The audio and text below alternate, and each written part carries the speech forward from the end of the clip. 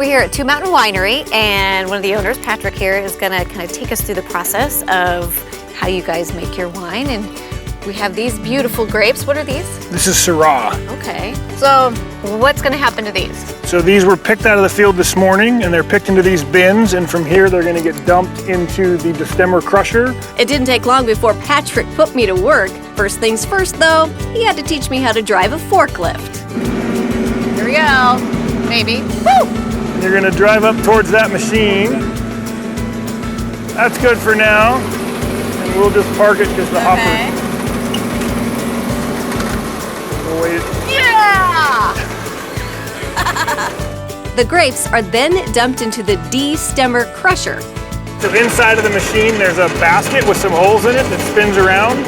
And the berries go in, and the berries fall through the holes, and it pulls the berry off the basket, and the berries come out the bottom, and then the stems get worked down and come out the other end. That is really so cool. So we get, ideally out of this end it's all stems and no berries, and on this end it's all berries and no stems. Okay, so the grapes are in there. The berries fall and then down. I see this tube over here. Yep, and this pumps them into our open top fermentation tanks. And there we go, look at that. And there we go. Oh my gosh. Pure Syrah. It's a little splashy. So. This is Syrah. Yep, this is Syrah. Without all of this fancy high-tech equipment, how is it done before? I'm guessing Lucy style, and they jumped on them, but it would take a lot of people to jump on the 150 tons that I think we'll you're process right. this year. We would not be producing. And we get a little bit cleaner fruit this way in terms of less stems in the must. Yeah. Once the grapes are pumped into the bins, a little bit of yeast is added, and then they're brought into the fermentation room.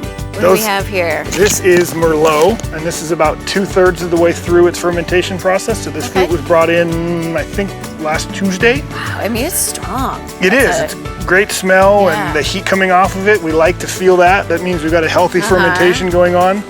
The fermentation process takes a few days, and Patrick says it's important to mix the solid bits with the fermented wine a couple of times each day for a couple of reasons. It increases the color and flavor of the wine, and it manages the temperature of the fermentation.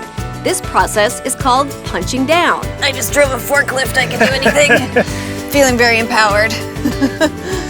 Now, Patrick offers me a chance to taste the fermenting grapes. So this is Cabernet Franc that's about halfway through its fermentation. Halfway through. So even when it's fermented, do you have to swirl it? You can. It's kind of habit. I look a little dorky, but it's kind of habit. Okay.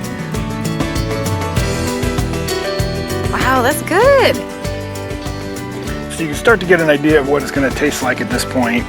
Once the fermentation is complete, the final step is to press the grapes, and then they're put into barrels.